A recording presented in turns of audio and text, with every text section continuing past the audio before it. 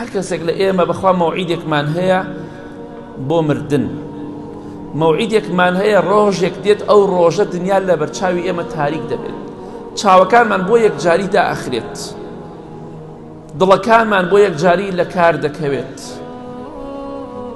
بەڵێ لاشە بێڕۆح، لاشەیەکی بێڕۆح دەکەوێت، بەخوا دەبێت قەمیس و جلوبەرگەکانمان خەڵکی بۆمان دابکەنین.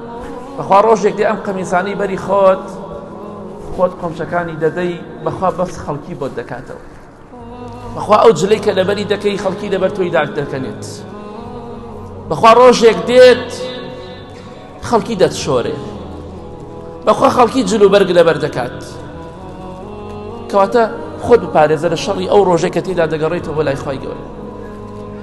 ڕۆژی قیامەت زۆر ناخۆشە، بۆ ئیماندار مردن زۆر خۆشە، بەڵام بۆ ئینسانی خراپەکار و دوور لە خوا، ئەوانەی کە لە خراپە و لە گوناه و تاوان ناگەڕێنەوە، خوا ئامۆژگاریانی کردو ئاگادار بن، چونکە گەڕانەوە نییە.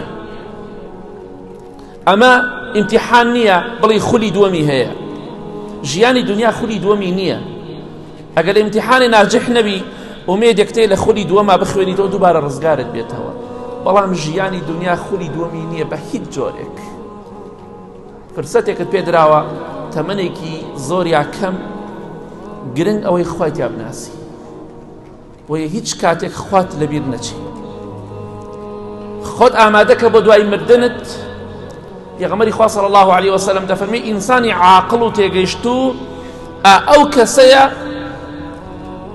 کە محاسبەی نەفسی خۆی دەکات، ئەو کەسەیە کە خۆی ئامادە ئەکا بۆ دوای مردنی، ئەو ئینسانی عاقڵ و تێگەیشتووە، بۆی لە دوای مردنی دڵخۆش بێ، بۆی لە دوای مردنی بەختەوەر بێ، بۆی لە دوای مردنی ڕۆحی لە بەهەشتا بێ. ئەی ئێستا دەزانی ئیمانداران لە بەهەشتان بە خۆیان خۆزگەمان پێیان بێ؟ خەڵکێ لە سەجدا ئەمرێ، خەڵکێ لە نوێژە ئەمرێ، خەڵکێ لە قورئان دەخوێنێ وەفات دەکات. خۆت ئامادەکە